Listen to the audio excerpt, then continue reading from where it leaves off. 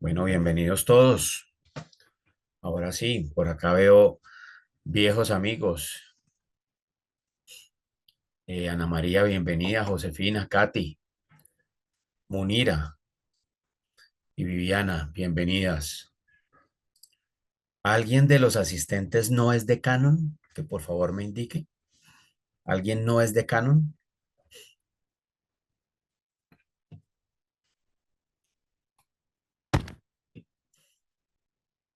Ok, Ana María de Proquimes, gracias Ana María.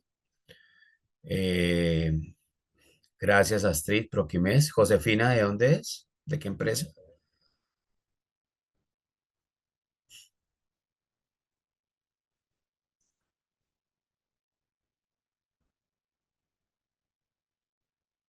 Ok, estamos hablando de México, excelente. Jesús de México, bienvenidos. María, Proterra, bienvenidos todos. Perfecto, excelente. Qué bien, vamos entonces a conversar un ratico sobre algunos estándares del operador económico autorizado de México y lo que traté de hacer es una comparación con CityPat. Entonces voy a empezar a compartir mi pantalla para que ustedes sean tan amables y me indiquen si la ven y podamos entonces conversar al respecto. A ver,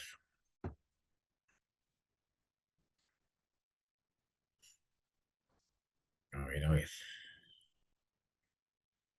que creo que ya están viendo. Vamos a ponerla en modo presentación, de tal manera que todos veamos súper grande nuestra pantalla.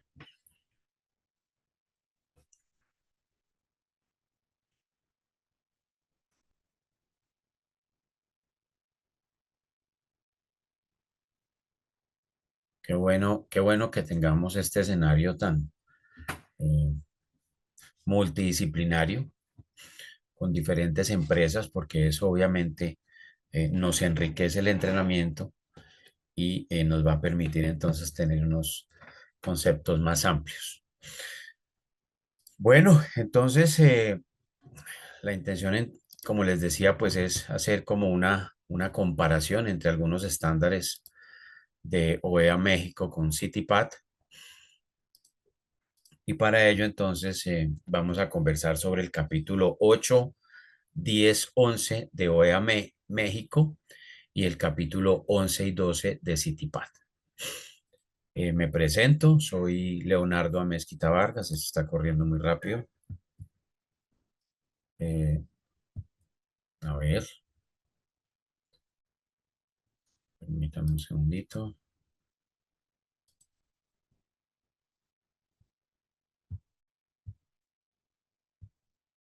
Ahora sí.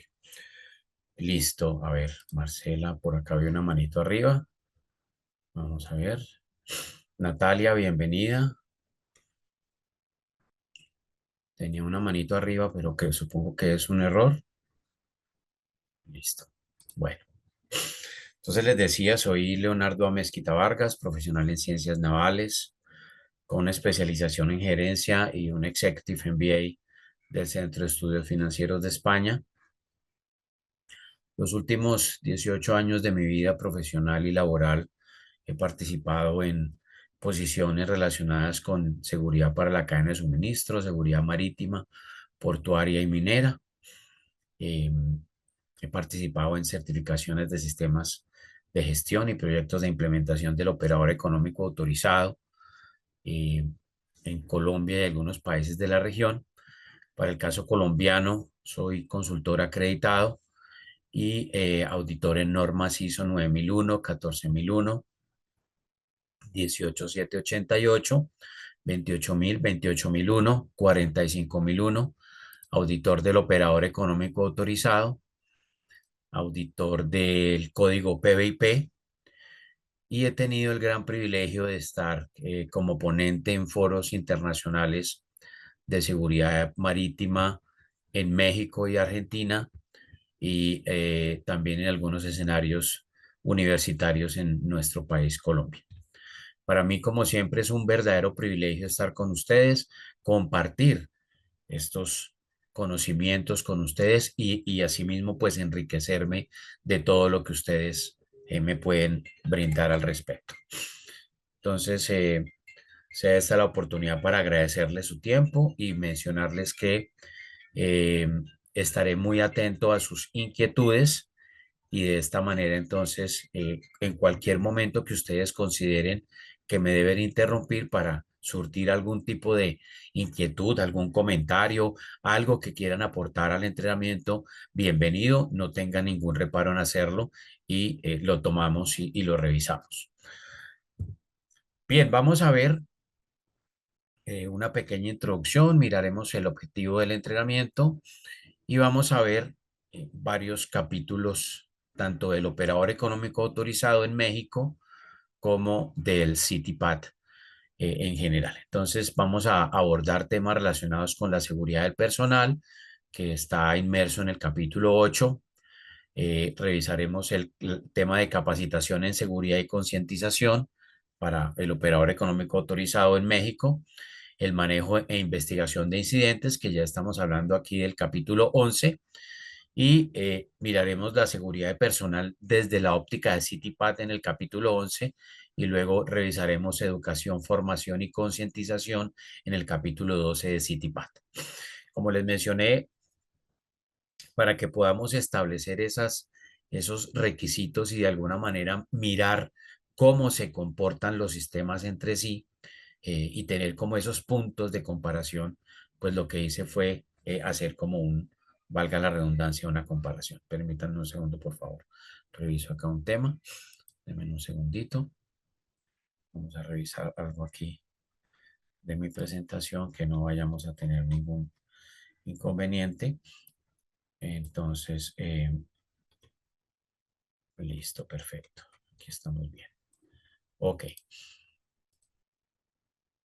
Entonces, como les decía, pues lo que quise fue hacer un comparativo para que todos, digamos que tengamos ese panorama tan claro que nos permita revisar a ciencia cierta cómo están esos dos programas.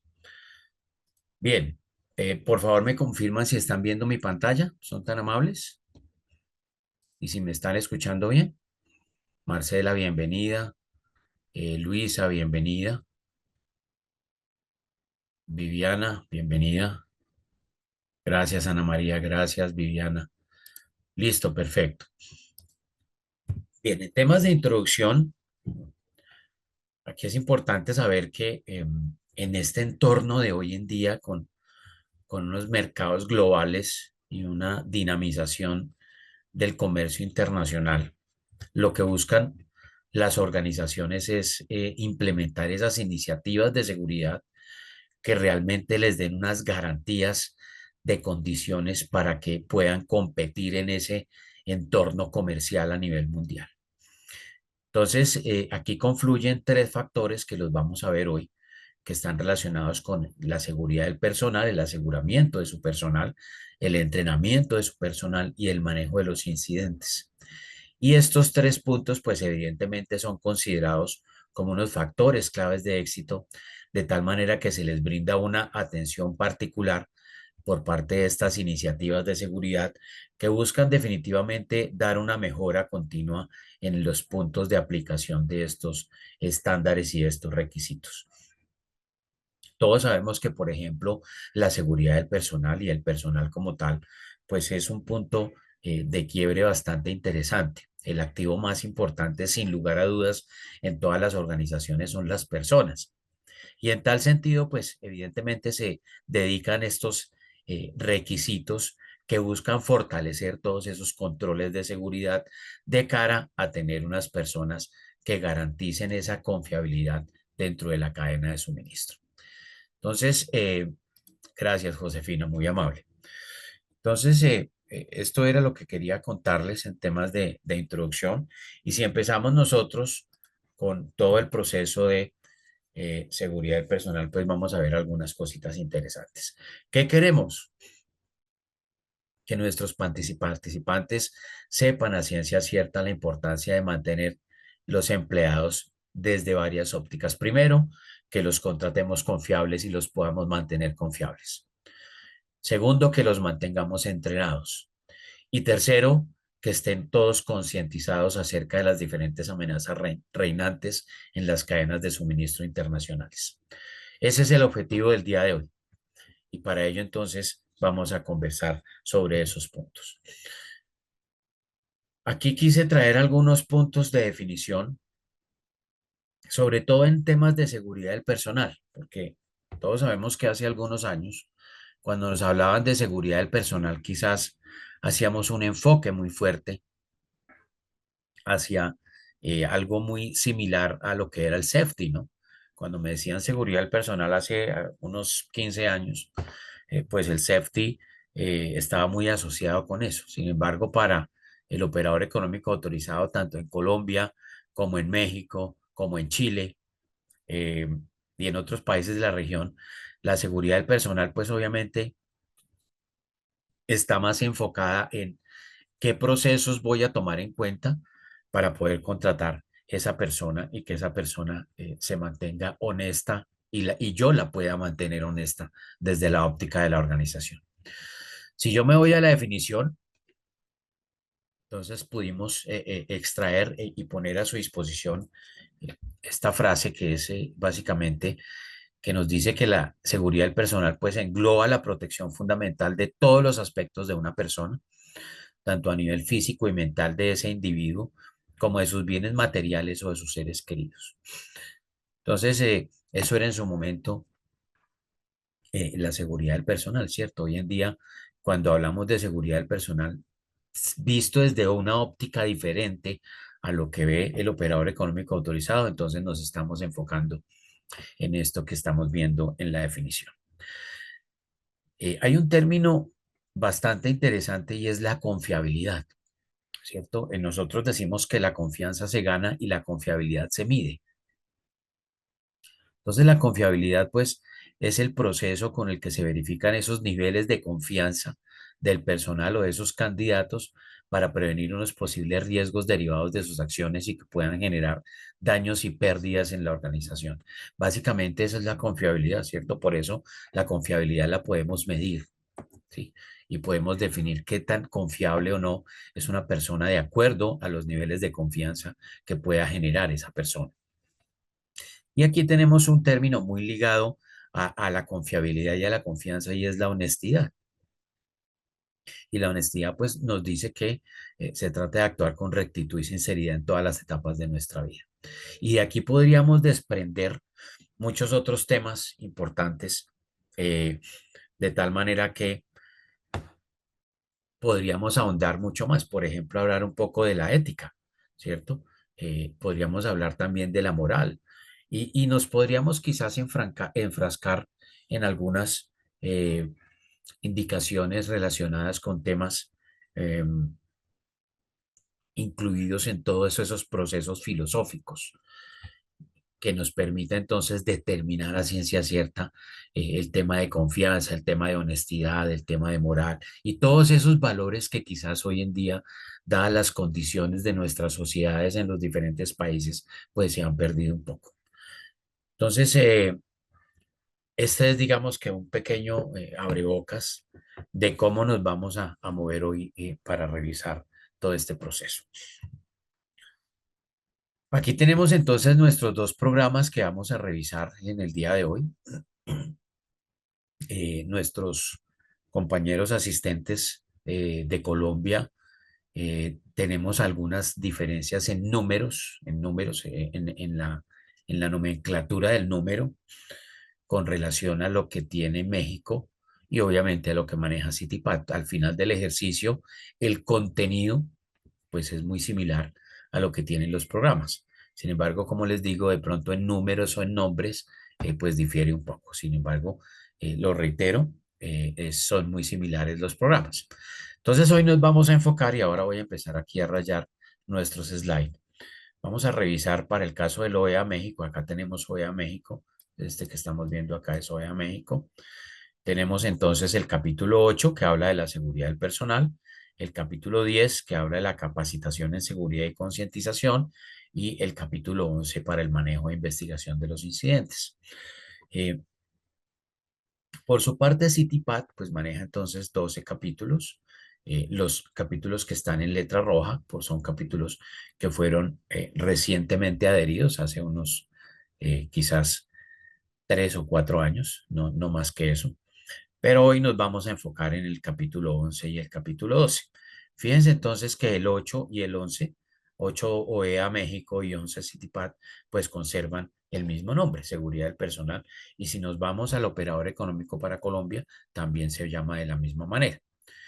Tenemos allí una diferencia en el nombre, en el capítulo 10, que se llama Capacitación en Seguridad y Concientización, mientras que para CityPad es Educación, Entrenamiento y Concientización. Y OEA maneja un capítulo, el número 11, relacionado con el manejo y la investigación de los incidentes. Entonces, hoy vamos a navegar en estos 5 capítulos y como les mencioné al inicio, lo que traté de hacer es como un comparativo para que podamos nosotros entonces establecer más o menos esas concordancias entre el uno y el otro y sea mucho más fácil, pues digamos que poder explicar. Bien, recuerden, estimados amigos, que si tienen alguna duda, por favor no tengan ningún reparo en revisar y de alguna manera me interrumpen y hacemos la conversación para que podamos hacer esto un poco más ameno y un poco más didáctico. Eh, Denme un segundito, por favor, un segundo.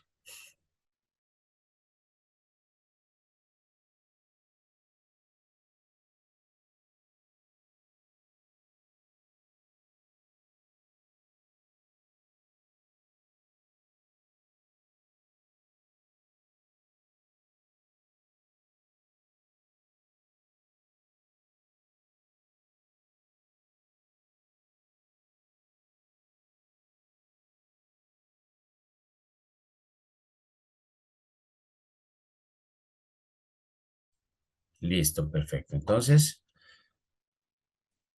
vamos a navegar sobre estos 5 capítulos de estas dos iniciativas de seguridad.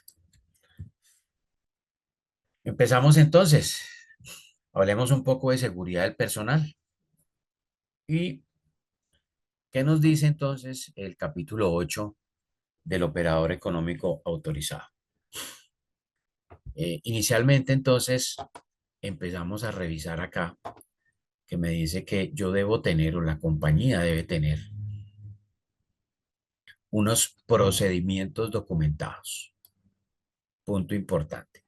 Entonces aquí ya empezamos a mirar que se trata de eh,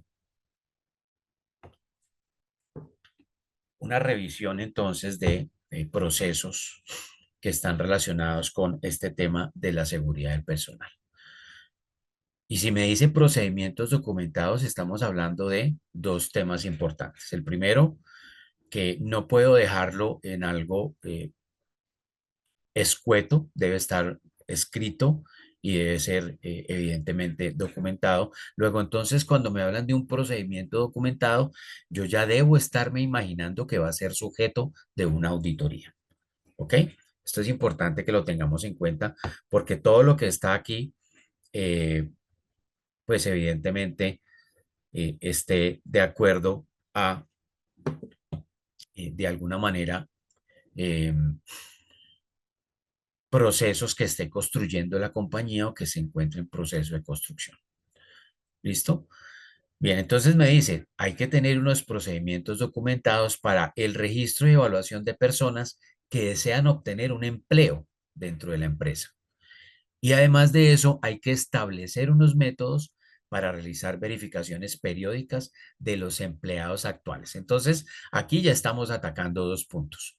El primero es lo que nosotros conocemos como la evaluación preempleo, ¿cierto? Entonces, procedimiento documentado para el registro y evaluación de esas personas que desean obtener un empleo dentro de la empresa. Eh, y así, de esta manera, pues también hacer la revisión de los empleados actuales. Acá ya tenemos estos 2 puntos importantes para incluir en nuestro procedimiento. Pero además me dice que, y lo toma como un debe, ¿cierto? Hay que existir programas de capacitación para el personal que difunda las políticas de seguridad de la empresa. Es decir, que el entrenamiento y la capacitación que debe recibir el empleado deben estar encaminados a que ese empleado conozca las políticas de seguridad de la compañía, ¿cierto? Así como las acciones y las consecuencias a tomar en caso de que falte o se presente algún incidente de seguridad y que ese empleado esté involucrado en dicho incidente de seguridad. Entonces, pues esto es muy importante tenerlo en cuenta eh, para que pues podamos nosotros entonces allí tomar las decisiones importantes, ¿cierto? Es decir, que debemos hacer eh, un punto de corresponsabilidad con estos procesos de los empleados para que eh, pues ellos obviamente estén involucrados y sepan exactamente cómo o qué consecuencias les puede acarrear la omisión o el estar participando en un incidente de seguridad. Esto es clave, esto es muy clave para, pues obviamente, el tema de concientización de los empleados frente al tema de la política de seguridad. ¿Listo? Entonces, fíjense que pues el operador económico autorizado para México ya me está diciendo, ojo, porque hay unas consecuencias y unas acciones a tomar en caso de que haya una falta o un incidente de seguridad. ¿Listo? Y esto es importante porque entonces, como aquí ya me están diciendo que hay unas políticas de seguridad en la compañía, pues esas políticas de seguridad deben tener claramente especificado qué pasaría en caso de que un empleado cometa alguna irregularidad que vaya en contra de la política. ¿Listo? Esto es clave tenerlo en cuenta, supremamente clave. Bien, ¿qué me dice Citipat? Citipat me dice, hay que tener unos procesos escritos, entonces fíjense que aunque el lenguaje es algo diferente, recordemos que Citipat pues es una iniciativa de seguridad que nace en los Estados Unidos y quizás por ello pues tenemos allí la diferencia en el lenguaje. Sin embargo, si me habla de unos procesos escritos, pues estoy haciendo una similitud muy fuerte con el procedimiento documentado, ¿cierto? Entonces me está diciendo, tenga unos procesos escritos para evaluar a los futuros empleados, así como para evaluar periódicamente a los empleados actuales. Entonces, aquí, en estos cuatro renglones, me está diciendo lo mismo que tenemos en este punto. Evalúe futuros empleados y evalúe empleados actuales. Y además me dice, en la medida de lo posible y según lo permita la ley, y menciona la ley, porque recordemos que Citipat es una iniciativa de seguridad que pueden adoptar diferentes países, ¿cierto? Entonces, por eso nos habla de la ley. En la medida de lo posible, según lo permita la ley, la información de la solicitud, como el historial del empleo y las referencias, deben verificarse antes de proceder con el empleo. ¿Y por qué entonces entramos a revisar la ley? Resulta que obviamente, por ejemplo, para el caso de Colombia, tenemos todo lo relacionado con la privacidad de datos. Cuando yo voy a solicitar un empleo, yo entrego una información que es muy sensible para mí y para y las organizaciones deben asumirla como una información privada, ¿cierto? Entonces, para no incurrir en ciertas fallas y en ciertas, eh, digamos, situaciones en las cuales esa compañía que está buscando el empleado se puede ver inmersa en acciones irregulares frente al tratamiento de los datos de las personas, eh, Citipat menciona según lo permita la ley. ¿De acuerdo? Por eso se menciona entonces de esta manera, de acuerdo a la ley. ¿Ok? Bien. Y entonces tenemos algunos puntos más que seguimos desglosando de esos numerales de seguridad del personal. Y tenemos entonces que eh, para el caso del operador económico autorizado en México, fíjense que nuevamente me está diciendo procedimientos documentados, ¿cierto?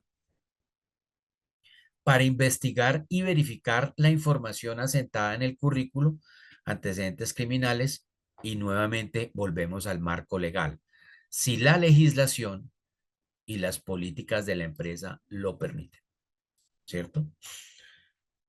Obviamente la compañía no podrá ir en contra o no podrá sobreponer sus políticas frente al marco legal del país, ¿cierto? Y por eso entonces el requisito es muy cuidadoso en decir, si tenemos una legislación que lo permite, proceda. Sin embargo, si la legislación no lo permite, pues evidentemente va a actuar de acuerdo a la legislación del país. ¿Ok? Y entonces me dice que si la legislación y la política de la empresa lo permite, pues yo tengo que hacer esa verificación de los antecedentes criminales, ¿cierto? Eh, de esos candidatos que tienen una posibilidad de empleo de acuerdo a la legislación local y que lo puedo hacer por cuenta propia o por medio de una persona externa. Pero fíjense un marco importante, ¿no?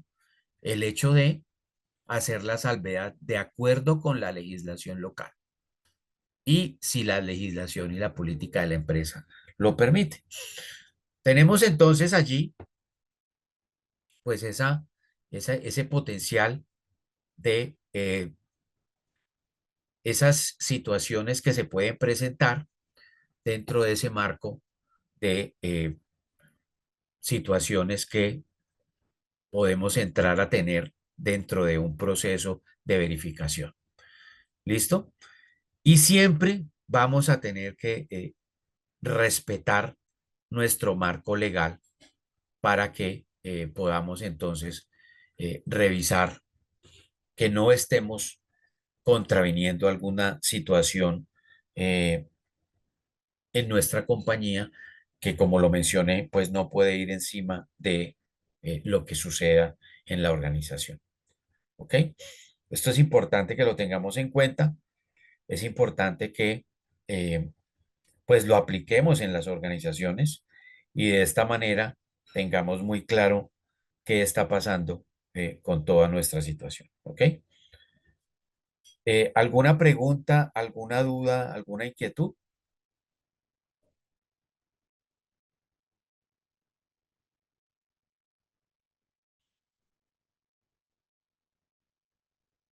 ¿Todo está claro?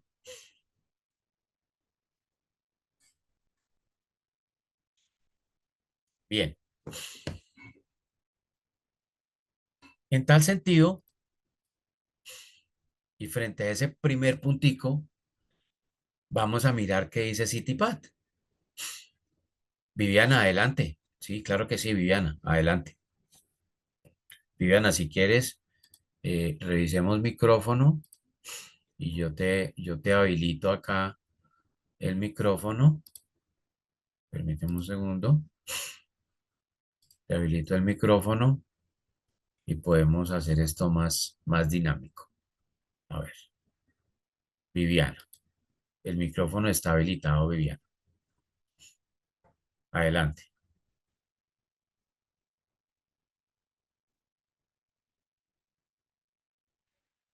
Sí, Viviana, adelante. Hola, ¿me Hola, Viviana. escuchas? Sí, te escucho. Muy buenos días. Bueno, muchas gracias.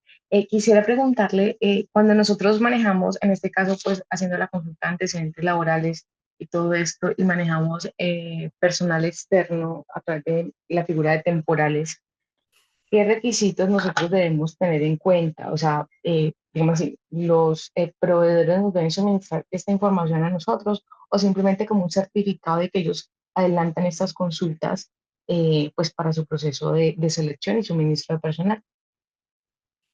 Viviana, muchas gracias por la pregunta. ¿Cuál es tu organización, Viviana?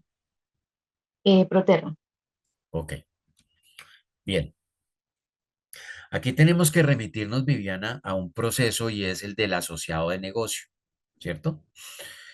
Cuando tú contratas con ese tercero, Ese tercero debe garantizar que el personal que está poniendo a disposición de tu organización efectivamente surta estos procesos. Entonces, se puede manejar de dos maneras. El primero, que ellos te certifiquen, como lo acabas de mencionar, que el personal que está a tu disposición cumple con los requisitos que está exigiendo el operador económico autorizado y que ha pasado un proceso de verificación de tal manera que pueda garantizar la confiabilidad. Ese es un punto.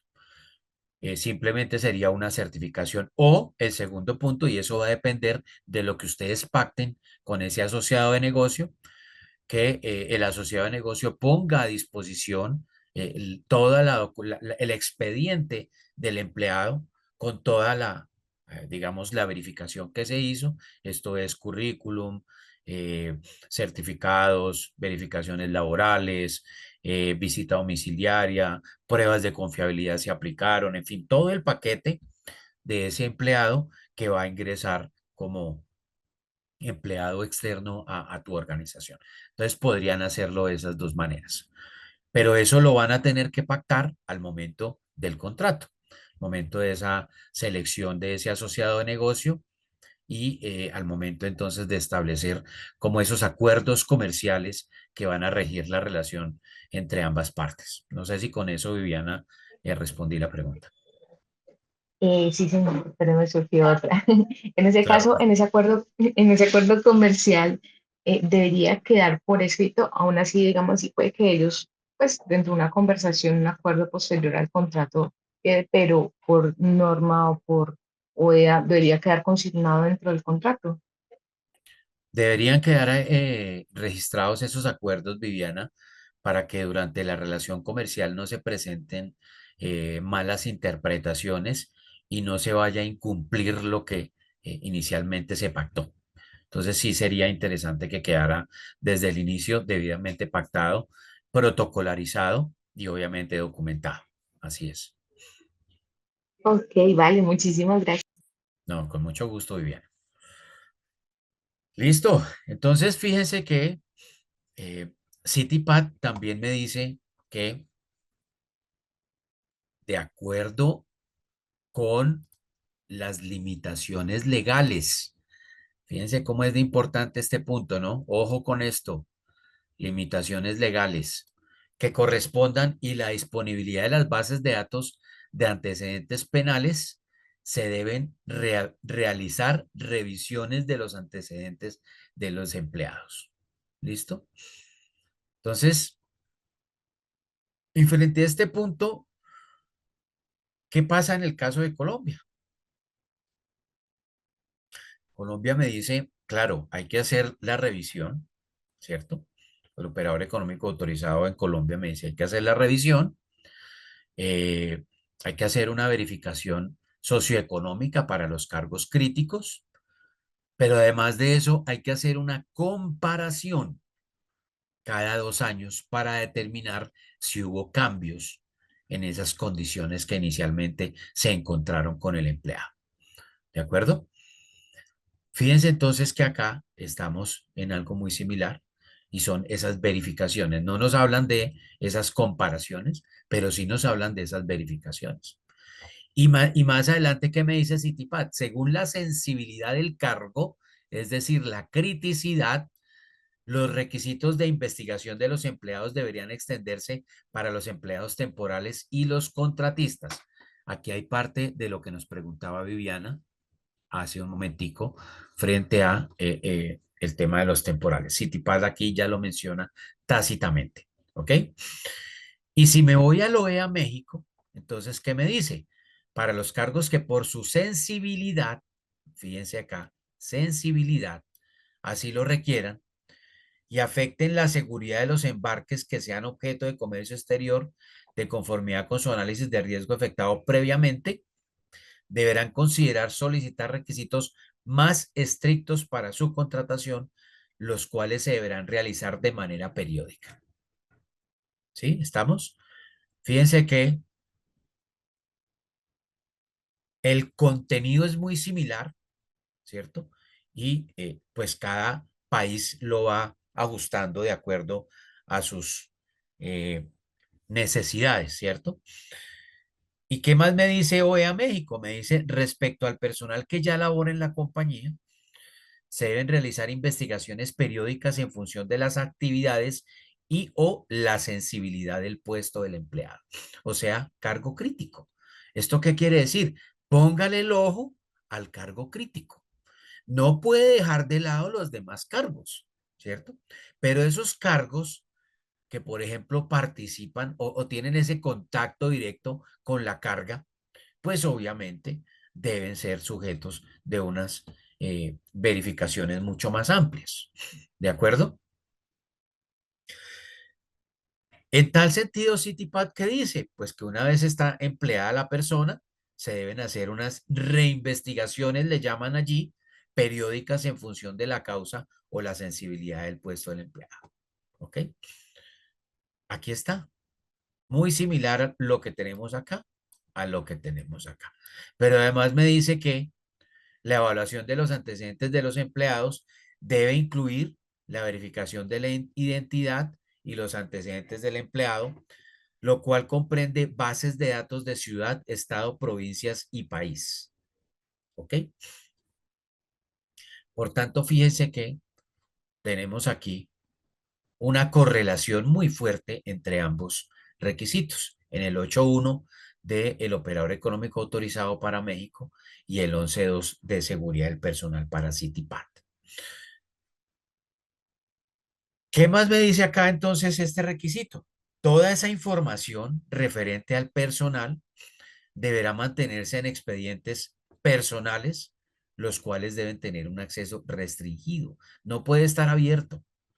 Y no puede estar abierto por dos razones. La primera, porque estamos hablando de unos datos que corresponden a datos personales propios de las personas, que requieren un tratamiento de los datos. Y segundo, porque se trata de información que hace parte de eh, una confidencialidad propia de la organización. Por tanto, no puede estar abierto. Regularmente este tipo de información reposa en las áreas de talento humano o reposa en las áreas de cumplimiento o en las áreas de gestión humana, como le llamen en cada una de las organizaciones. Pero es importante que la información tenga un acceso restringido. Finalmente, Citipad hace un poco más de énfasis en el tema de el marco legal de cada país y lo menciona tácitamente acá cuando nos dice que los miembros de Citipad y sus socios comerciales deberían tener en cuenta esos resultados de las verificaciones de los antecedentes según lo permitan los estatutos locales al tomar las decisiones de contratación. Es decir, tomo la decisión de contratar de acuerdo a esos resultados de las verificaciones que hice, pero sin contravenir el marco legal. ¿Ok? Y además me dice que cuando tengo un mayor riesgo, en esas áreas de mayor riesgo, pues se puede justificar una investigación más exhaustiva. Es decir, en esos casos en los cuales ese empleado tiene un acceso al manejo de la carga o acceso a información privilegiada o acceso a información contable, pues obviamente yo puedo tener una o puedo realizar una investigación más exhaustiva. ¿Ok? ¿A qué nos llama esto? Primero, a ser muy cuidadoso del marco legal de cada país. Segundo, a tener unos procedimientos o unos procesos documentados que me lleven a revisar esos puntos que para mí son importantes sin contravenir el marco legal del estado, de la provincia e inclusive del país. Tercero, a poner un ojo más crítico, más profundo y más perfilado en esos cargos críticos. Y llamamos un cargo crítico a ese cargo que, como lo mencioné anteriormente, tiene un manejo con la carga, tiene un contacto directo con la carga, tiene acceso a información privilegiada, tiene acceso a aprobaciones de sistemas informáticos, ¿cierto? Tiene accesos a aprobaciones presupuestales muy altas. Esos criterios son importantes para definir cuáles son esos cargos críticos a los cuales le voy a aplicar esas investigaciones mucho más fuertes frente al tema. ¿Ok? Entonces, no sé si frente a este punto hay alguna pregunta o alguien quiere hacer alguna intervención adicional.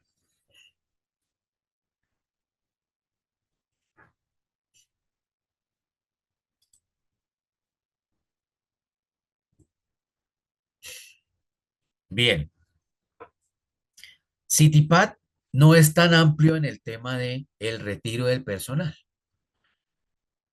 OE así le dedica una porción del capítulo 8 que es el 8.2, y le llaman la baja del personal, ¿cierto? Es muy similar a lo que tenemos en el caso de Colombia. ¿Qué nos dice entonces allí el 8.2?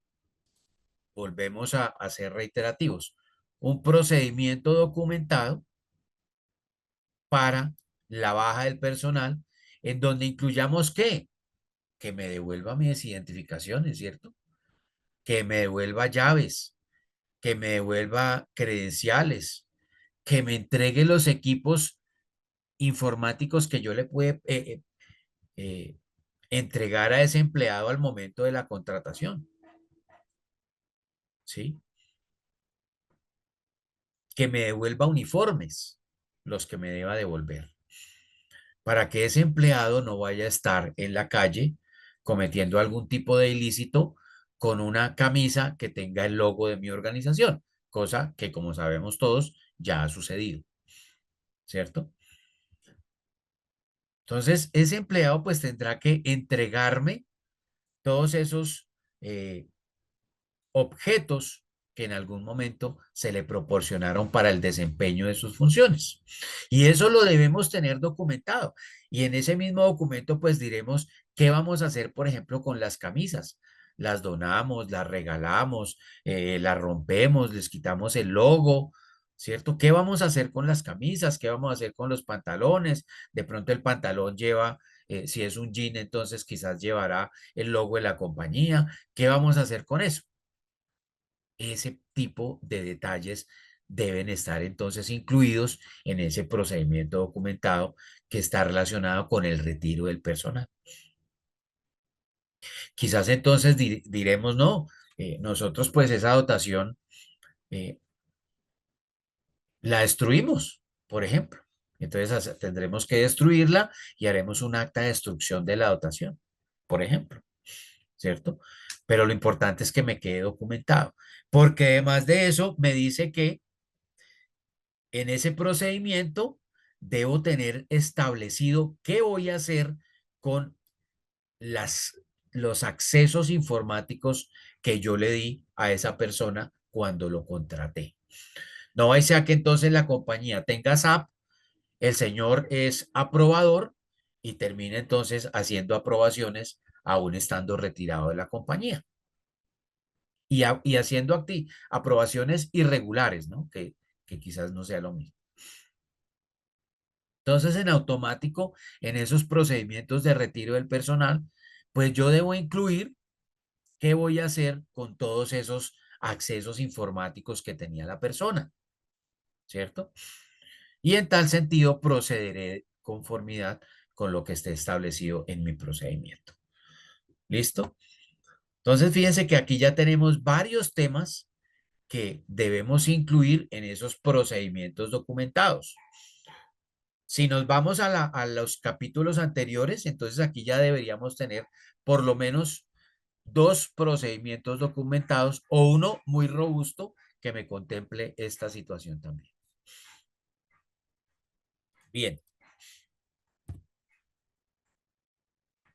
nos vamos al 8.3. El 8.3 entonces está relacionado con la administración del personal, ¿sí? Para el caso del operador económico autorizado, entonces hablamos del 8.3. El 11.5 para el caso de Citipad, digamos que tiene cierta relación, pero no es del todo eh, manejo o administración del personal. Miremos entonces qué dice. En el 8.3 para OEA me dicen que hay que mantener un sistema, control o base de datos de empleados, archivos, perdón, activos actualizada, ¿cierto? Ojo con esto.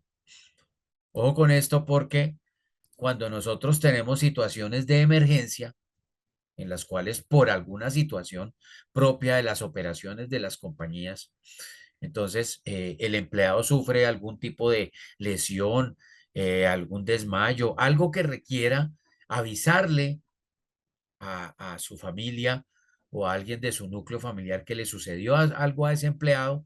Entonces, ¿qué pasa? Nos vamos a esta base de datos, ¿cierto?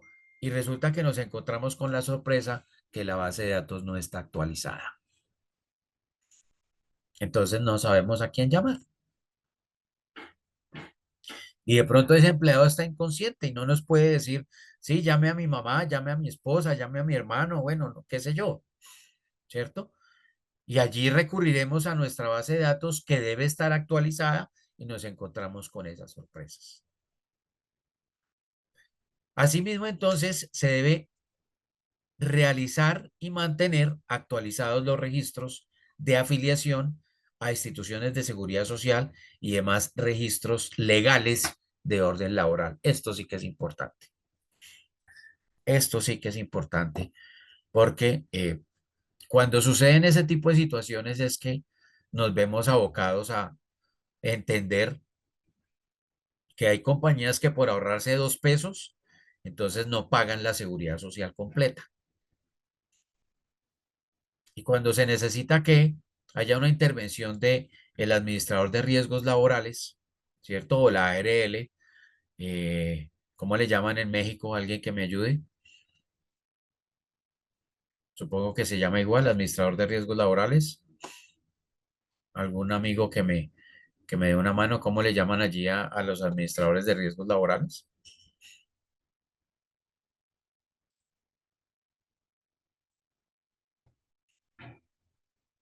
A ver, alguien que nos dé un pequeño empujón con ese léxico. Bueno, mientras alguien se decide, entonces nos encontramos con que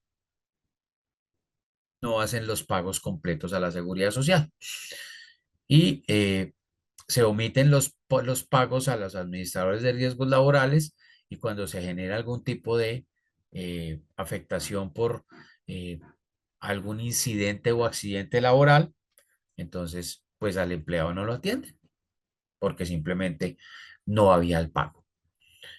Entonces es importante que nosotros tengamos esos registros, ¿cierto? Y que estén actualizados para saber que efectivamente estamos al día y estamos cumpliendo con el marco laboral del país. Aquí, este puntico, Viviana, tiene mucho que ver con lo que conversamos hace un rato, ¿cierto?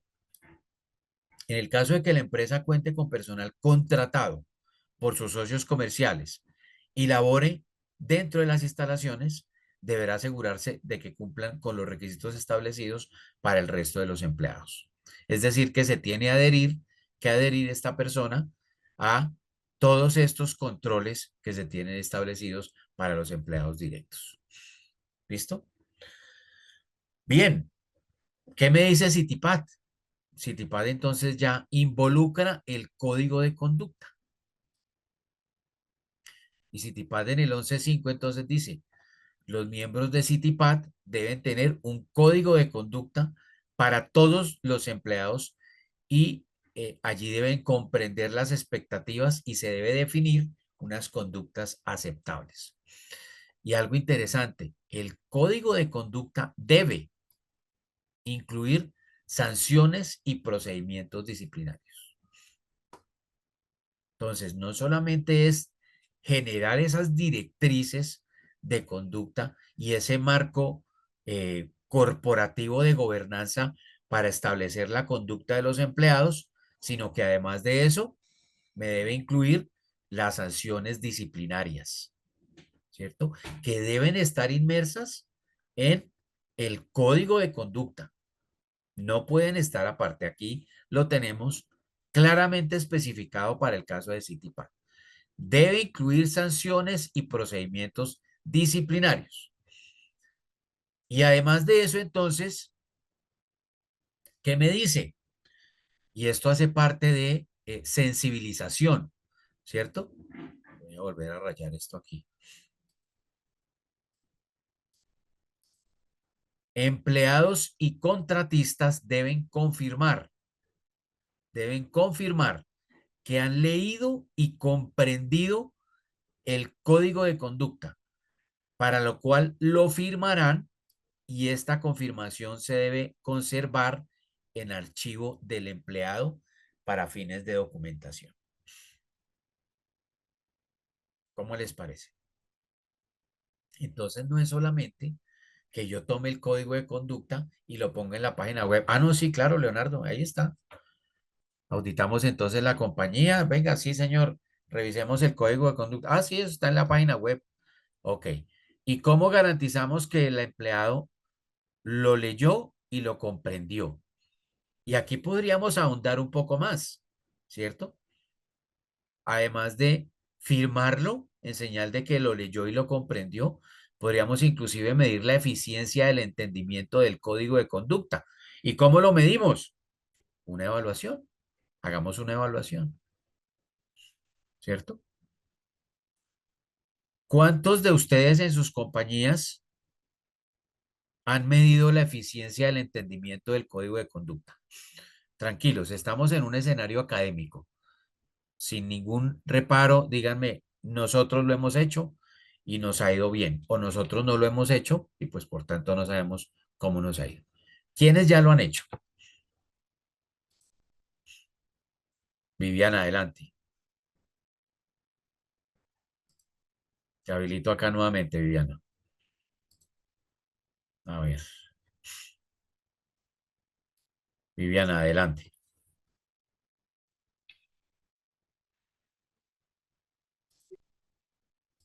Hola, profe.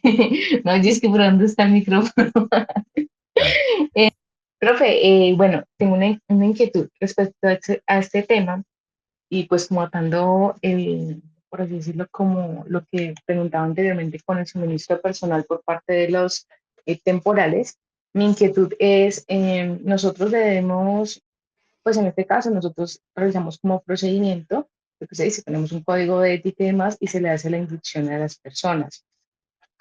Pero aparte de eso, tiene que haber una declaración expresa, como usted refiere, de que las personas comprenden y acatan ese código de ética. Pues mira, Viviana, ¿tú estás certificada CityPat? Que yo sepa, no. Ujú. Ok. ¿Tú eres OEA? Sí, correcto. Ok. Esto que nos está diciendo CityPat, pues obviamente digamos que es un requisito para las empresas CityPat, ¿cierto?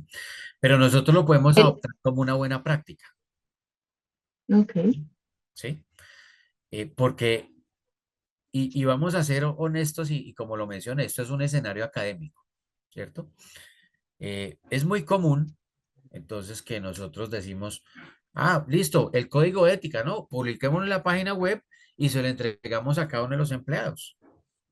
Y entonces el empleado me firma el listado en donde consta que yo le entregué el código de ética y de conducta, ¿cierto?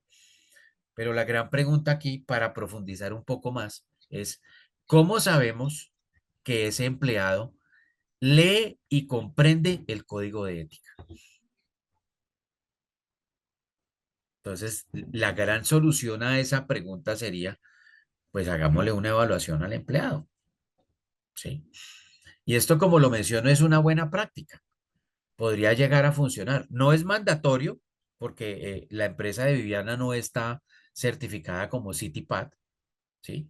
Pero es una buena práctica porque no sé si todos están de acuerdo conmigo, lo que regularmente funciona es que entrego el código de ética, lo publico en la página web y además de eso entonces me firman el recibido del código, pero no vamos más allá de tratar de identificar si realmente ese empleado leyó el código y lo entendió y tiene claro que si fuésemos una compañía CityPad, ese código debe incluir sanciones y procedimientos disciplinarios, ¿sí?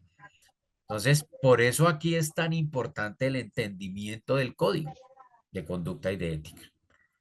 ¿Listo, Viviana? Pero es una buena práctica.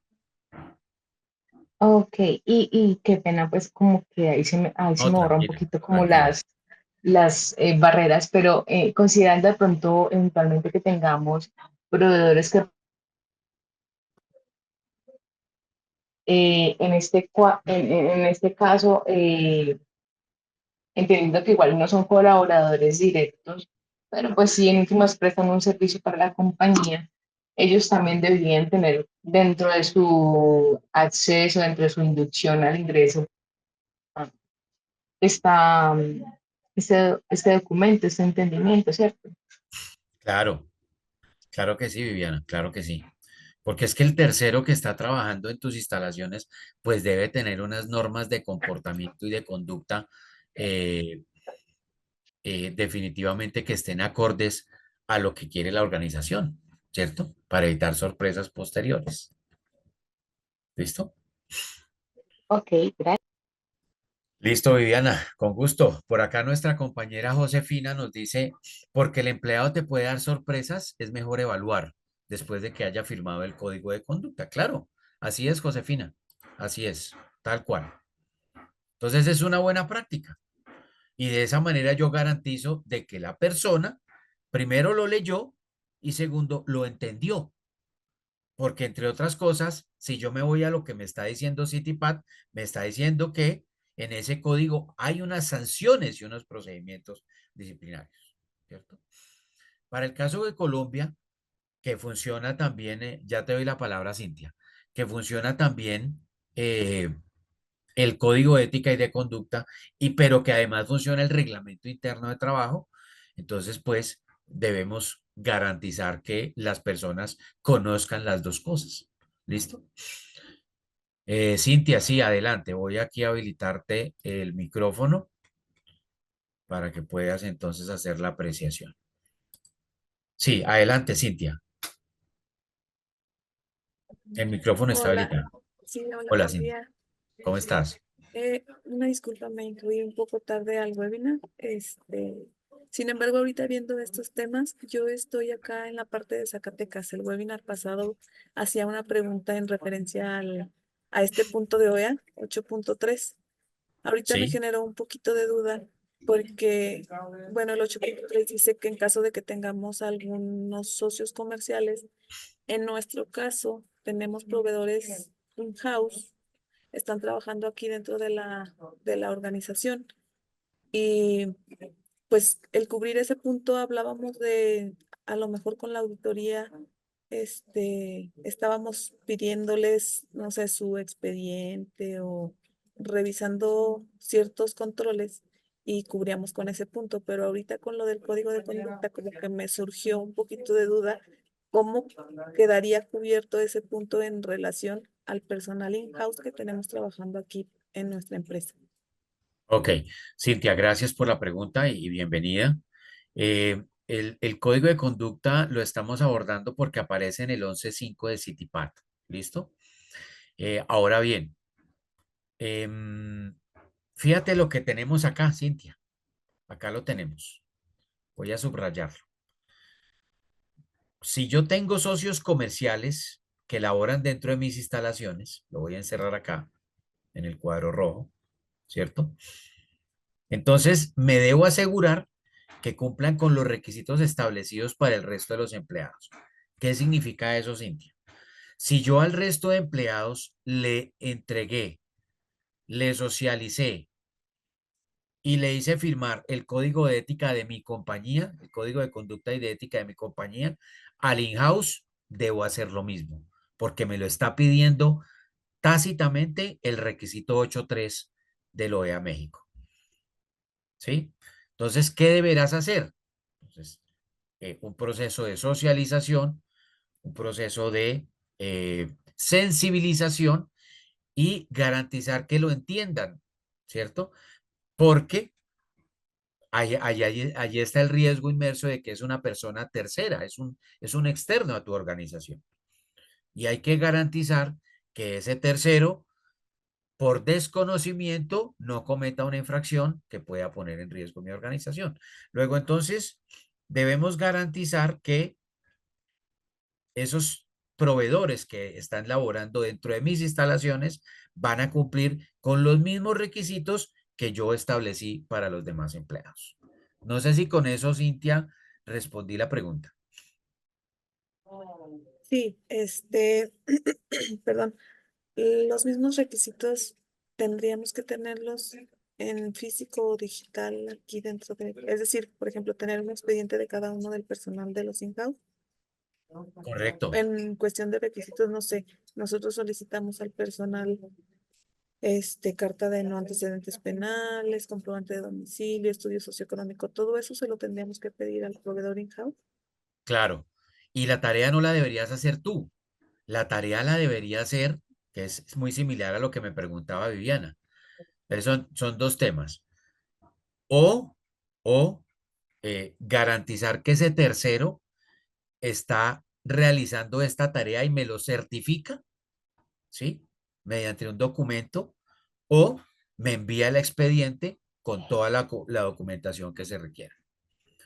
Y ese expediente, obviamente, entonces va a tener allí, pues es todo esto que está inmerso dentro de lo mismo que yo le pido a la persona directa. ¿Listo? Sí, muchas gracias. Listo, Cintia, con gusto. A ver, Oscar. Adelante, Oscar. Está habilitado el micrófono.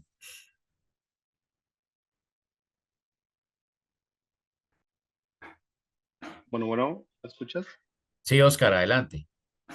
Mira, te comento, esta parte de la administración del personal está muy interesante porque hay muchos puntos que podemos abordar dentro de toda para empezar, la parte de la contratación donde se pueden contratar por outsourcing, ¿no? Ciertas de esas empresas que se encargan de hacer las contrataciones para que sea un proceso totalmente neutro, totalmente hermético, pero en nuestra área, en la área que estamos nosotros de sistemas, cómo confiar en alguien que podría ser un peldaño muy inestable de ciberseguridad para la empresa, tanto la entrada como la salida del personal.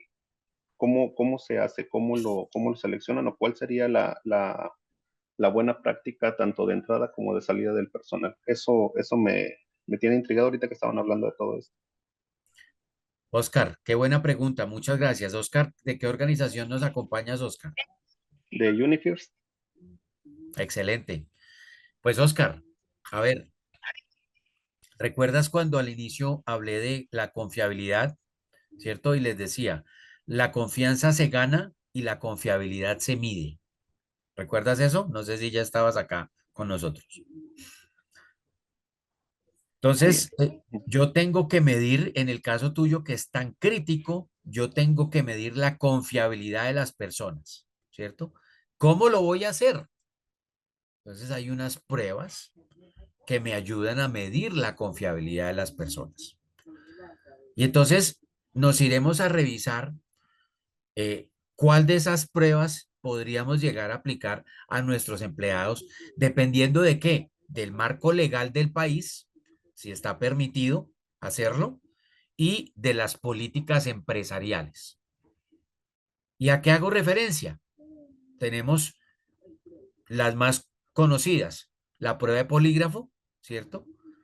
Que resulta para algunos muy invasiva, la prueba de el BSA, el análisis del estrés de la voz, que no es tan invasiva y tiene un nivel menos de porcentaje de confiabilidad, y el eye detect, que es la prueba a través de la retina, ¿cierto? En temas de porcentaje de confiabilidad, indiscutiblemente la más confiable, entre otras cosas porque resulta mucho más completa que las otras, es el polígrafo. Porque para llegar a una prueba de poligrafía, primero tenemos que cerrar obviamente todas las brechas legales y contar con la autorización de la persona para hacer la prueba y entender que esa persona va a surtir un proceso de entrevista en el cual yo voy a poder determinar muchas cosas que quizás la persona en un escenario normal de recursos humanos no me va a contar, Oscar. Entonces, en muchas ocasiones, con la sola entrevista, sin ni siquiera leer la prueba, puedes llegar a determinar si esa persona es conveniente para la oposición o no. Entonces, allí, en ese caso de esas posiciones que son tan críticas, Oscar, la mejor buena práctica, además de todo el proceso de verificación, de revisión de antecedentes, de revisión de temas laborales, ¿cierto? Las comparaciones socioeconómicas, pues está el tema de las pruebas de confiabilidad. No sé si con eso, es decir, para un empleado que va a trabajar en ciberseguridad, si me preguntan a mí, yo aplicaría una prueba de polígrafo. ¿Sí?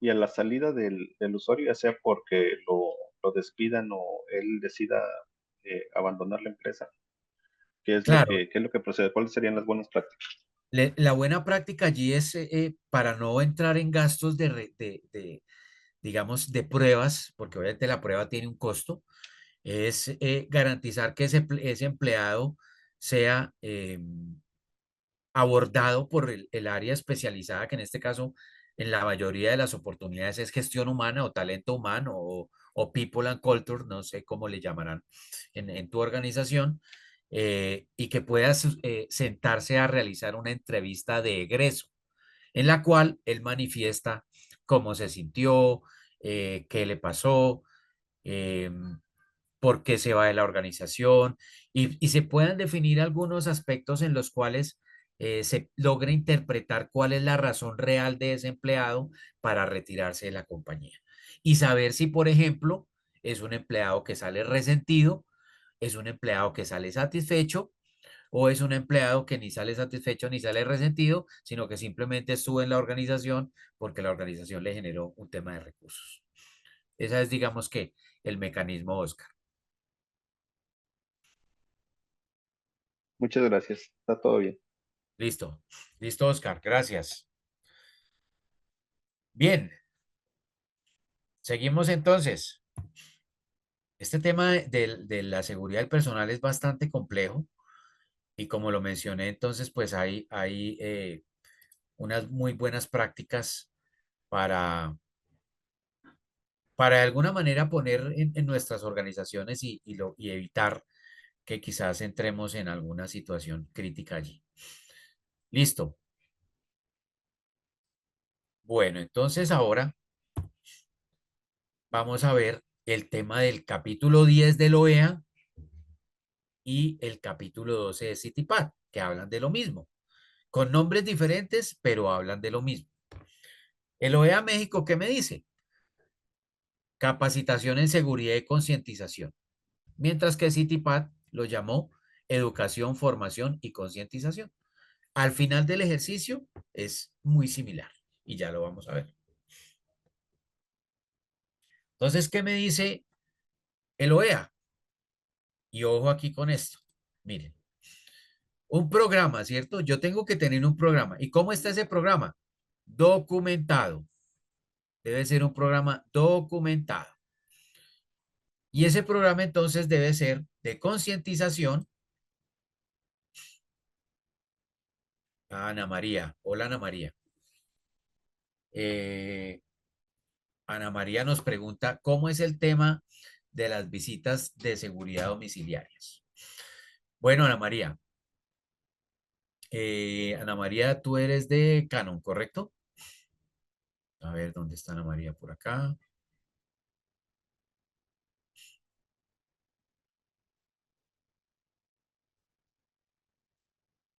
Ana María es de Proquimés. Discúlpame, Ana María, Proquimés, listo. Ana María es de Proquimés, perfecto. Listo. ¿Cómo es el tema de las visitas de seguridad domiciliarias? Bueno, esas visitas, Ana María, son una parte del proceso de contratación de un empleado. Es uno de los pasos. De esa visita, yo puedo determinar varios puntos. Primero, el entorno del empleado. ¿Cómo vive ese empleado? ¿Qué tipo de acceso tiene a servicios públicos? ¿Tiene el agua bien? ¿Tiene la luz? ¿El gas? ¿Tiene servicios de internet? eh, ¿En dónde vive? ¿En dónde vive en términos de estrato social? ¿Cierto? Eh, no es lo mismo un empleado que viva rodeado de entornos de inseguridad a un empleado que vive en un entorno tranquilo, ¿cierto? Podemos determinar cómo son las relaciones con su grupo familiar y cómo está conformado su grupo familiar. Y lo más importante, podemos determinar si efectivamente esa dirección que esa persona nos suministró corresponde a la realidad. Entonces, esos puntos los tenemos en cuenta en nuestra visita domiciliaria. Podríamos incluir en la visita, podríamos incluir en la visita, eh, Ana María, temas relacionados con el aspecto económico de la persona. Entonces, cuáles son los ingresos, cuáles son los egresos. Y como estamos haciendo una visita preliminar, pues nosotros vamos a tener nuestro registro de qué encontramos. De tal manera que, para el caso de los cargos críticos, cuando yo repita esa visita o cuando yo reinvestigue, como dice CITIPAD, o cuando yo repita, como dice OEA, la visita, yo pueda asociar y comparar ese tipo de situaciones que encontré en mi primera visita. Y dependiendo de eso, pueda tomar decisiones. ¿Listo? Eso hace parte de esa verificación. Ahora bien, ¿qué es ilegal dentro de la visita? Obviamente, no puedes abordar temas relacionados con ese nivel de privacidad de la familia, ¿cierto? Porque es absolutamente ilegal. No puedes cuestionar, simplemente vas a recolectar información, Ana María. No puedes decir, pero este sector es como peligroso, ¿no es cierto? No puedes hacer esas presunciones porque puedes llegar a afectar a la persona. Simplemente estamos recolectando información. Y estamos viendo, por eso es una visita domiciliaria. En la pandemia se hacía virtual, no sé si ustedes recuerdan, en la pandemia entonces esa visita domiciliaria la hacíamos virtual. Entonces era la persona con la cámara mostrándonos, sí, mire, aquí está la habitación principal, aquí está, ¿sí? Pero nosotros no podemos lanzar juicios de valor. Si la persona nos dice, no, es que tenemos servicio de luz 5 horas al día. Ah, pero ¿y usted por qué no se muda? No, no podemos hacer eso, es ilegal, ¿cierto? Simplemente nosotros estamos recolectando una información y estamos comprobando que lo que el ese empleado o esa empleada nos manifestó corresponde a la realidad que él vive. ¿Listo? No sé si con eso, Ana María, respondí la pregunta. Ok, la visita la hace alguien de la empresa o se contrata un tercero. Ana María, como quieras.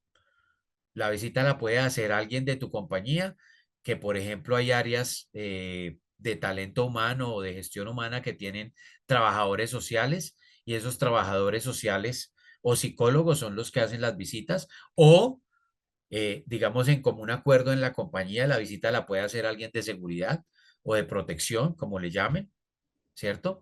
O si quieren, se la contratan a un tercero. En el contrato con el tercero hay que tener en cuenta los acuerdos de confidencialidad de la información, la protección de los datos de la persona y cómo va a garantizar ese tercero que esa información que corresponde a alguien de tu compañía no va a caer en manos de personas inescrupulosas para fines criminales. ¿Ok? Entonces, esas son las condiciones del tercero. Pero la puede hacer cualquiera de los dos. Cualquiera de los dos. No, con gusto, Ana María, con mucho gusto. Listo. Bien. Entonces íbamos por acá y entonces me dicen que yo debo tener un programa y ese programa está documentado, ¿cierto? Documentado. Ese programa que debe tener amenazas deben estar establecidas, ¿cierto? Y debe estar avalado por el Comité de Seguridad que le permita reconocer y crear esa conciencia sobre las amenazas de terrorismo y de contrabando que pueden caer sobre cada uno de los puntos de la cadena de suministro. ¿Ok? Entonces ya me están diciendo acá, ojo, porque tiene que tener un programa de concientización sobre amenazas que esté establecido, que esté diseñado y que esté actualizado por ese comité de seguridad para generar esa conciencia sobre cada uno de los puntos de la cadena de suministro. Y ese programa debe ser integral y cubrir todos los requisitos de seguridad del programa operador económico autorizado, ¿cierto? Entonces aquí me están diciendo, ojo porque tiene que tener el programa y ese programa debe estar documentado, debe estar avalado, debe estar establecido, debe estar funcionando y debe ser integral para que me cubra todos los requisitos de seguridad del programa, ¿cierto? Y además me dice por acá abajo que los empleados administrativos y operativos deben conocer los procedimientos establecidos de la compañía para considerar una situación de riesgo y saber cómo denunciarla. Entonces, ¿qué es lo primero que yo debo hacer acá? Pues debo establecer, estimados amigos, cuáles son las situaciones de riesgo para mi compañía, ¿cierto? Por eso aquí me dice, procedimiento establecido para considerar una situación de riesgo. Quizás para la compañía de Ana María, una situación de riesgo sea una llamada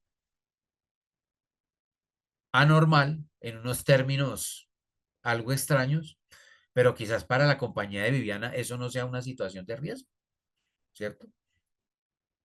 Entonces, yo tengo que establecer cuáles son las situaciones de riesgo de mi compañía para poder tener esos procedimientos que las consideren y saber cómo las voy a denunciar. ¿Ok? Saber cómo las voy a denunciar. ¿Listo?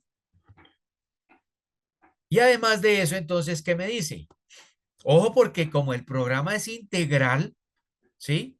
El programa es integral, entonces yo le debo brindar una capacitación específica.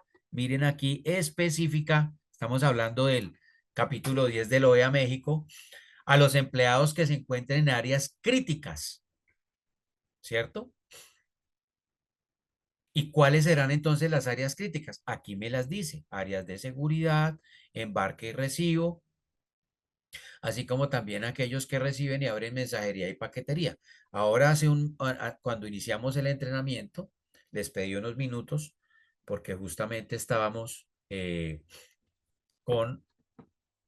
estoy liderando un simulacro de una situación con un paquete sospechoso que hace referencia a esto. Entonces me estaban contando cómo iba el avance y por eso les pedí esos minuticos para revisar cómo iba el avance. Entonces fíjense que nos hablan de esa capacitación específica, ¿cierto? Y debemos incluirla en nuestro programa. Entonces, no va a ser la misma capacitación que recibe el empleado administrativo al empleado que es de seguridad, que recibe paquetes, ¿cierto? Que recibe mensajería o al que se encuentra en el área de eh, recibo y despacho de mercancías. No puede ser igual, porque está en áreas críticas, ¿ok? Tiene que ser una capacitación específica, así nos lo pide el programa. ¿Listo? Ahora bien, ¿qué nos dice CityPad? CityPad dice que los miembros, es decir, las compañías que estén certificadas, pues van a establecer mantener un programa de formación de seguridad de concientización en seguridad que permita ¿qué? Concientizar sobre las vulnerabilidades de las instalaciones, de los medios de transporte, la carga que podrían ser sujetas a algún tipo de terrorismo o de traficantes de comercio ilegal. Entonces, como decimos muy coloquialmente, algo muy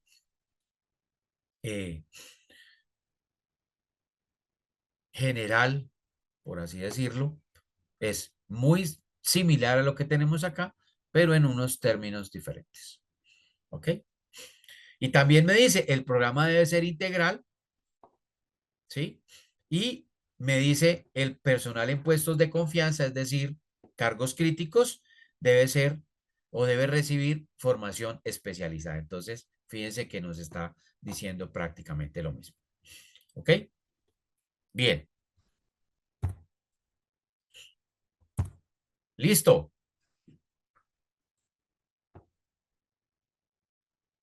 Aquí llegamos entonces al capítulo 11 del operador económico autorizado. El capítulo 11, ¿qué me dice? Me dice, ojo porque, mi estimado amigo, ojo porque debe tener un procedimiento de manejo de incidentes.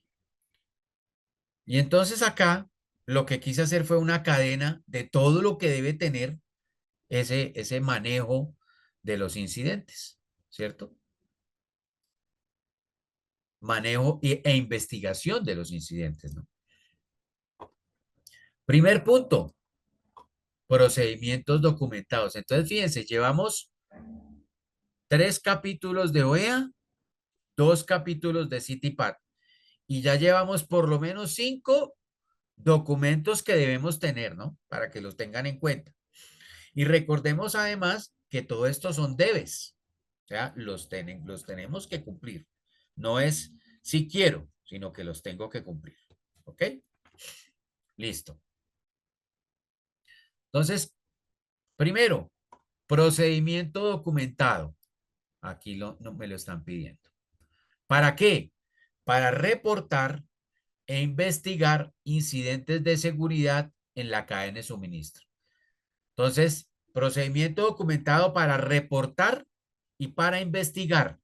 ¿Cómo reporto y cómo investigo? ¿Cierto?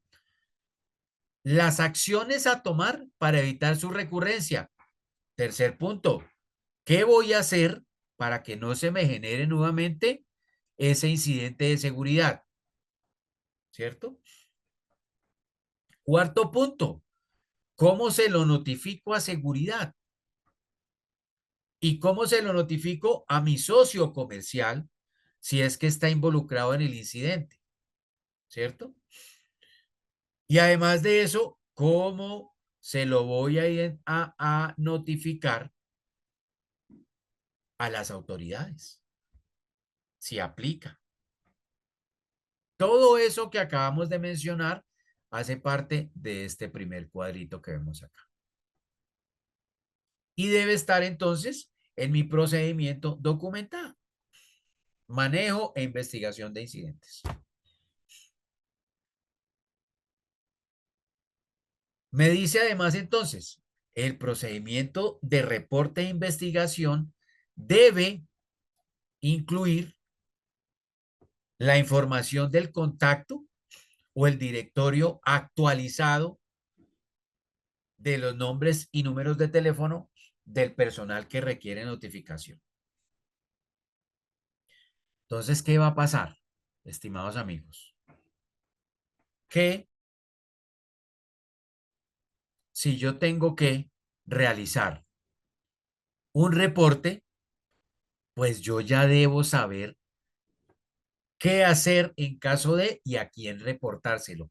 Y eso lo tendré que incluir en este procedimiento. Esa lista de contactos que voy a incluir en el procedimiento va a ser la lista de contactos que deben tener las personas incluidas en ese procedimiento, de tal manera que cuando la persona mire el procedimiento ya sepa exactamente a quién va a llamar. en caso de algún incidente de seguridad. ¿Listo? Con esto, ¿qué les quiero decir? Que no puede ser al azar, que debe estar documentado, que no puede ser que tenemos un incidente de seguridad con un transportista en la carretera, ¿sí? Y entonces regularmente, como todos sabemos, el transporte es el eslabón más crítico de la cadena de suministro. El transportista olvidó hacer el reporte y nos enteramos por allá de la pérdida a las 6, 7, 8 horas. Y entonces llega a la persona de seguridad, el especialista de seguridad, y el especialista de seguridad, como no conoce el procedimiento, entonces no sabe que tenía que avisarle a la policía eh, de carreteras para el caso de Colombia acerca del evento, por ejemplo. Por eso es tan claro y tan clave incluir esa información de contacto y ese directorio telefónico de esas personas que se requieran de acuerdo al incidente. Entonces, ¿qué hay que hacer? ¿Qué es la mejor buena práctica? Clasificar los incidentes. Entonces, en caso de robo de mercancía, haga esto y llame a tal. En caso de contaminación con narcóticos, haga esto y llame a tal. ¿Cierto? Entonces yo describo cada uno de mis posibles incidentes de seguridad y le digo el tratamiento y a quién llamar. ¿Listo? Luego, ¿qué me dice acá?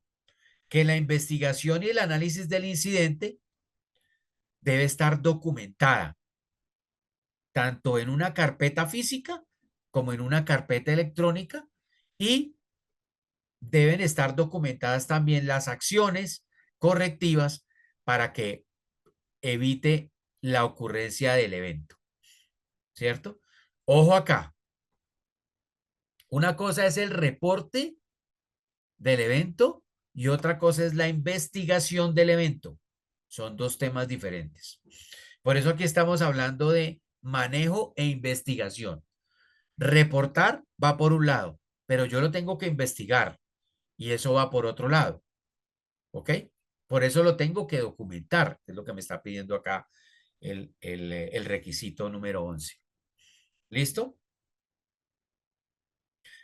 Y además de eso, entonces, yo debo informar, claro que sí, no solamente al personal de seguridad, no solamente a mi socio comercial, si lo afecté, ¿cierto?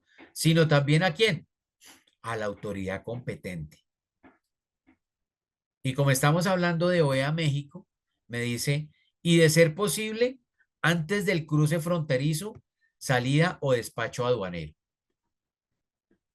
Esto significa la pertinencia del reporte. ¿A qué vamos con esto? Entonces yo tuve un incidente de un hurto de una mercancía hoy, pero yo se lo reporté a la autoridad mañana. Y en el caso de México, ¿será que mañana ya no habrá cruzado la frontera? ¿O será que mañana ya no habrá hecho el despacho aduanero? Entonces aquí, con esto que nos está diciendo, ojo con la pertinencia del reporte.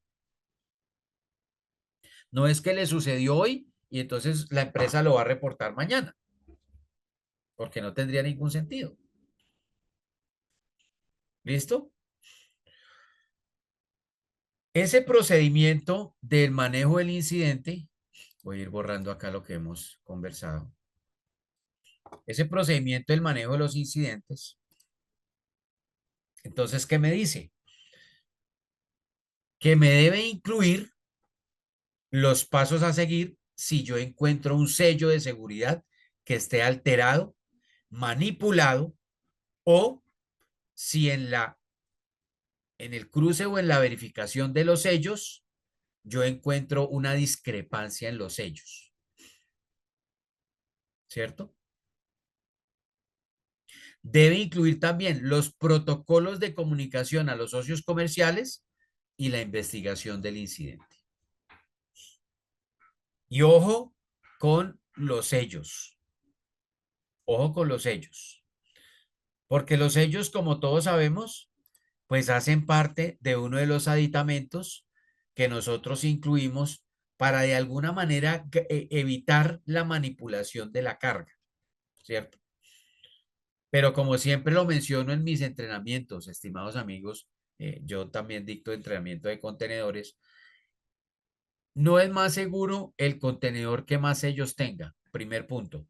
Segundo punto, es más seguro el contenedor que tiene un sello bien colocado al que tiene 5 sellos. Y dentro de ese proceso de colocación del sello, yo tengo que revisar que ese sello efectivamente esté bien puesto y tengo que hacer las pruebas del sello. El VVTT, ¿cierto? La prueba de alado, la prueba de torcido, la verificación del registro, ¿sí? Que todo corresponda para que no me vaya a pasar esto que me están diciendo acá. Y si me pasa, pues yo lo tengo que tener incluido como un incidente de seguridad dentro de mi procedimiento. Y tengo que saber qué voy a hacer. Si me llega un sello alterado, regularmente es porque hubo una vulneración a la carga. O sea que muy seguramente me voy a encontrar con una sorpresa dentro de mi unidad de carga, ¿cierto?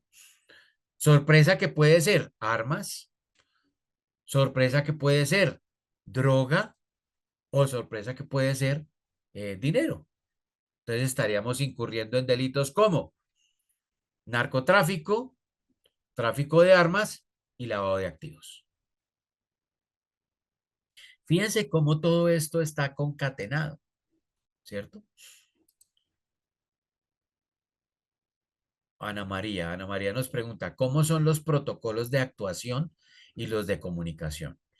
Bueno, Ana María, a ver, el protocolo de actuación es el que me va a determinar qué voy a hacer en caso de cada uno de los incidentes, ¿sí? Entonces, por ejemplo, el sello está alterado. ¿Qué voy a hacer? Ah, listo, voy a empezar a notifico al dueño de la carga. Voy aquí a decir una cantidad de cosas. Notifico al dueño de la carga, empiezo a solicitar la trazabilidad de esa unidad de carga, miro documentación, miro el tipo de carga, ¿cierto?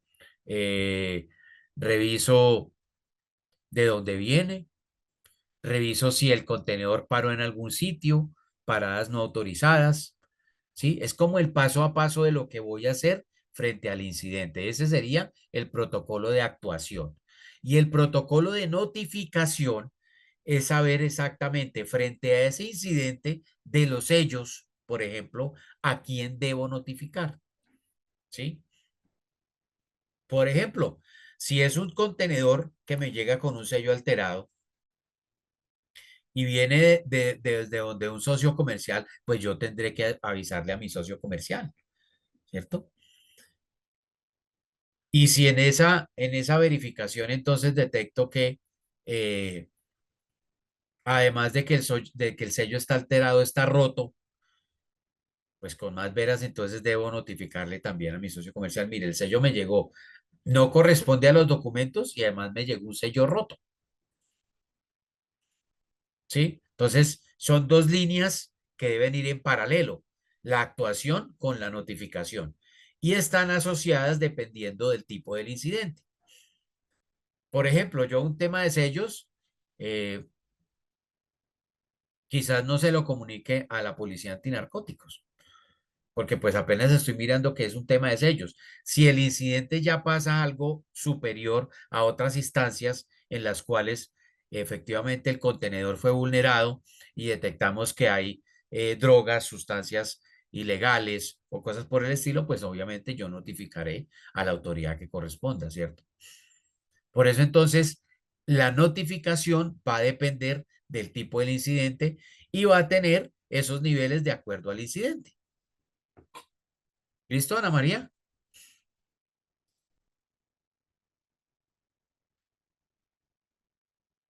Listo. Con gusto, Ana María. Vale. Entonces, no podemos dejar de lado este punto. Aquí ya me están dando un incidente. El incidente es sellos, alteración de sellos. Y en muchas ocasiones, estimados amigos, cuando yo tengo una alteración de sellos, una discrepancia en los sellos, es porque esa unidad de carga fue vulnerada. ¿Ok? Luego, entonces, debo estar preparado para el siguiente punto dentro del incidente. Bien. Y me dice además entonces que, ojo, porque todos los procedimientos que hablamos ahorita deben revisarse, deben, no es que, no, es que yo no quiero revisarlos, no, deben revisarse periódicamente o mínimo una vez al año para garantizar que la información de contacto y los protocolos de actuación sean correctos.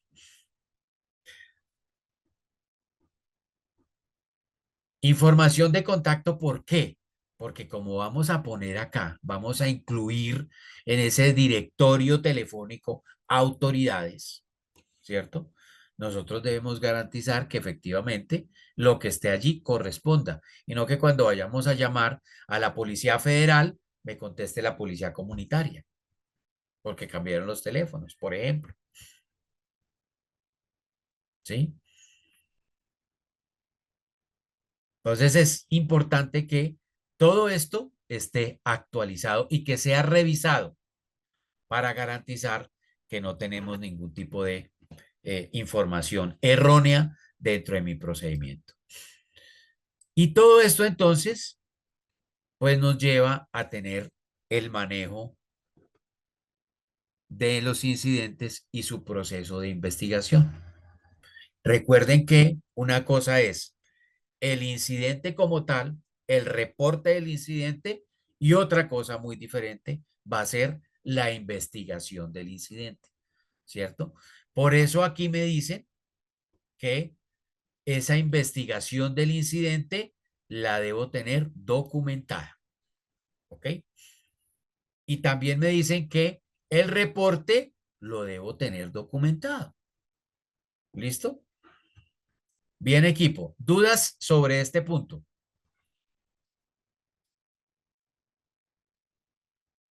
¿Dudas acá?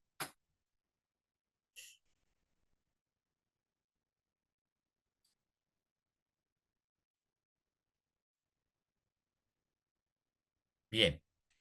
Fíjense entonces que CityPath ya no tiene una similitud acá. CityPath no me dice maneje e investigue los incidentes, ¿cierto? Y si yo me devuelvo y miramos los componentes del programa, miremos a ver si en algún capítulo CityPath nos muestra manejo e investigación de incidentes y no lo tenemos, ¿cierto? No lo tenemos tan explícito como lo tiene OEA en México, pero por acá en el capítulo 7 tenemos una partecita chiquita de algo similar. Sin embargo, no es lo que corresponde al manejo de los incidentes. ¿Listo? Aquí entonces navegamos por 3 capítulos de OEA en México y por 2 capítulos de CityPath que tienen de alguna manera algún tipo de correlación entre sí. ¿Ok? Bien, pues con esto termina mi tema. No sin antes pues agradecerles a ustedes por el tiempo, por la participación, por sus preguntas. Muy, muy dinámico el tema. Muy chévere porque de esa forma pues todos nos enriquecemos. Y ahora entonces les cedo el espacio en estos minutos para que ustedes puedan participar y puedan de alguna manera compartir eh, vivencias o generar algún tipo de consultas adicionales. Entonces, los escucho si tienen alguna pregunta. Oscar, creo que tenía la manito levantada o esta es la misma de hace un rato. Ya, listo, Oscar, perfecto. Bien, entonces, preguntas adicionales. ¿Alguien que quiera hacer algún aporte, algún comentario?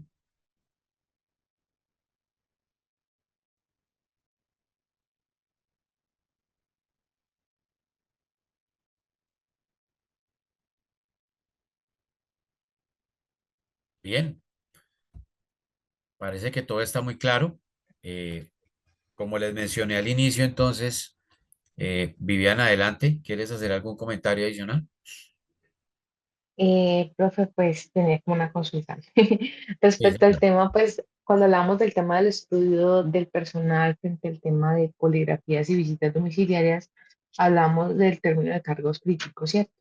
Correcto. Eh, Hay un tema que de pronto no me es claro y es que, por así decirlo, ambos procesos, tanto visitas domiciliarias como poligráficas, ¿son obligatorios o solamente aplica para unos cargos y otros no?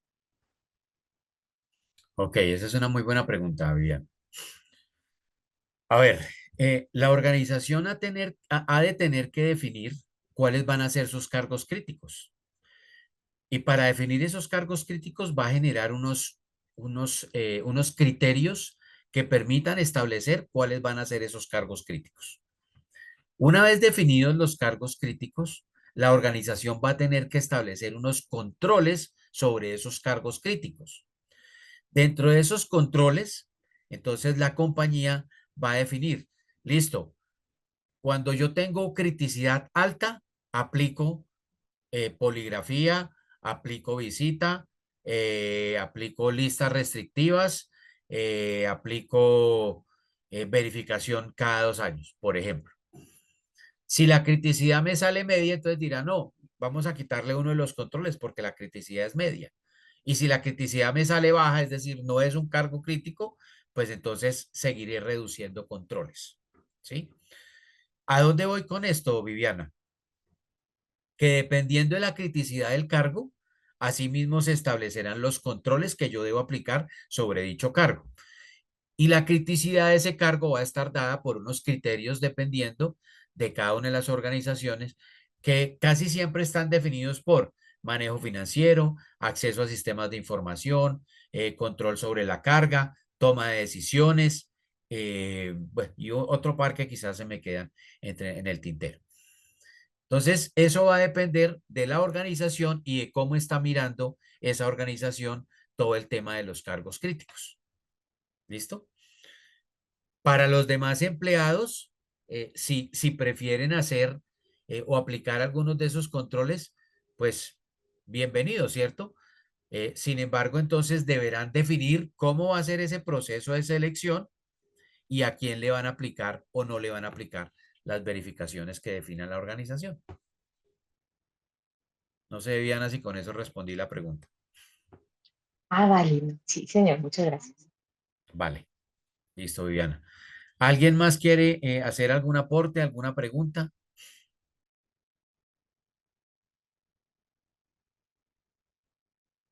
Bueno, pues nada, nuevamente de mi parte muy agradecido por su participación, por tener un escenario tan eh, multidisciplinario, un escenario en donde nos vimos con diferentes culturas y muchísimas gracias por su atención y desde la Asociación de Empresas Seguras, pues estamos prestos a apoyarlos en cualquier situación particular que requiera. Gerald, no sé si quieras hacer el cierre. Muchas gracias, profe. Muchas gracias por sus conocimientos. Muchas gracias a todos por su participación. En el transcurso de la próxima semana se les estará enviando las constancias de asistencia y si solicitan las memorias, con mucho gusto también se las estaremos compartiendo al correo electrónico. Muchas gracias. Espero tengan un Eh, feliz día.